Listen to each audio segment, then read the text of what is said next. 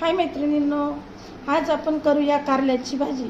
त्यासाठी कारले घेऊन त्याच्या अशा फोडी करून त्या अशा कट केलेल्या आहेत। त्यामध्ये आपण भरणार आहोत आता मीठ भरणार आहोत। आणि कारलं जास्त कडू होतं, कोणाकोणाकडून जास्त होतं, कोणाकडून कमी होतं। तर म्हणून मी त्यामध्ये असा थोडासा गूळ पण घालते उकडताना, म्हणजे कारलं जास्त कडू होत नाही। ही टिप समजा हवं तर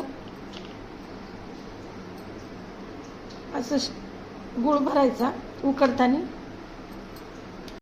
असं पातेल्यात पाणी घेऊन ही कारली यात अशी सोडायची।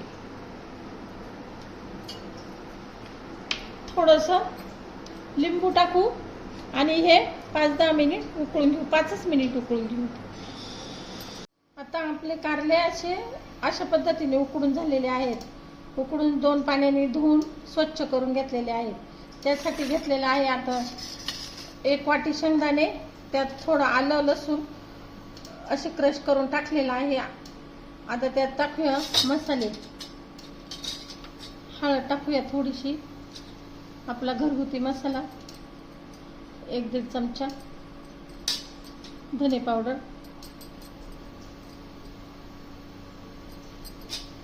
ते मिक्स करून घेऊया। असं सारखं एकजीव करायचं। मीठ टाकूया थोडंसं, 1 चमचा मीठ।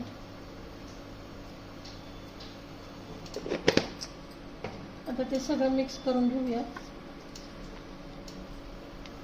मसाला तुमच्या आवडीप्रमाणे टाकायचा। कोणाला गोड आवडत असतं ते, कोणाला तिखट आवडत असतं, कोणाला मीडियम आवडत असतं।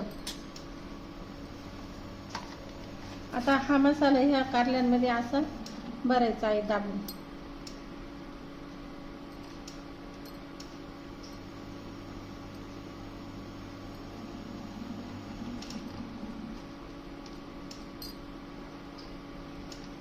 अशा पद्धतीने आपले कारले भरून झालेले आहे।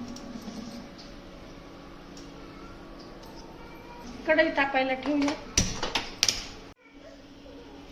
आपलं तेल तापलेलं आहे, त्यात टाकूया कोथिंबीर झाल्यावर सोडूया कारले। आता याला चांगल्या पद्धतीने परतून घ्यायचं आहे।